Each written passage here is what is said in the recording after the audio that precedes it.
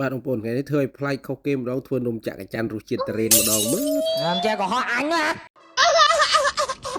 តើវាមានរសជាតិយ៉ាងណាដែរមានអីបងប្អូនអើយឆ្ងាញ់របស់គេមែន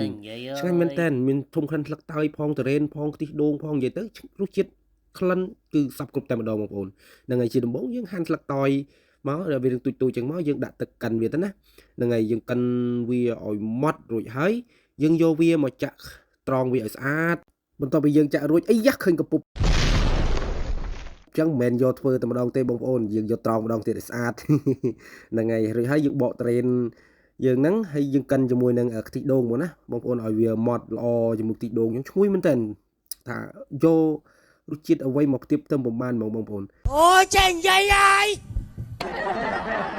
ខ្ទិះដូងកិនវាឲ្យម៉ត់ជាមួយគ្នាមកយើងលាយជាមួយម្សៅខ្សាយយើងហ្នឹងបាទម្សៅខ្សាយនេះខ្ញុំប្រើរបស់បងប្អូនយើងផ្ទះលេខ3បាទព្រោះអត់មានទេនៅប្រទេសជប៉ុនគឺមានម្សៅខ្សាយហ្នឹងទេសឹករត់ទិញអត់បានសោះ Ôi chèn dây ai. ហ្នឹងហើយនឹងម្សៅដលងមីរួចបន្ទាប់ពីយើងចាក់ម្សៅរួចអស់ហើយយើងចាក់ខ្ទិះដូងចូលហើយយើងដាក់វ៉លស្ករឈុចអញ្ចឹងមកបងប្អូនចូលចិត្តផ្អែមប៉ុណ្ណាដាក់ប៉ុណ្ណឹងទៅបងប្អូនតែយើងកុំភ្លេចឲ្យសោះអំបិលយើងដាក់មកលព្រាអញ្ចឹងមកវាប្រៃបន្តិចមិនមែនទេបងប្អូនដាក់ឲ្យមកចុងលព្រាទៅឲ្យវាផ្អែមមកល្មមអញ្ចឹងវាមានឲ្យវាផ្អែមមុតអញ្ចឹងណាបងប្អូនណាហ្នឹងហើយបន្ទាប់មកយើងយកវាទៅចំហុយយើងដាក់ម្ដងមួយជាន់អញ្ចឹងទៅទុករយៈពេល5-6នាទីអញ្ចឹងទៅវាកកឲ្យបងប្អូនទៅកកយើងចាក់មួយជាន់ទៀតទៅហ្នឹងហើយចាក់មួយជាន់ហើយទៅពេលនេះរួចឆ្អិនទៅវាឆ្អិន Hi. Okay.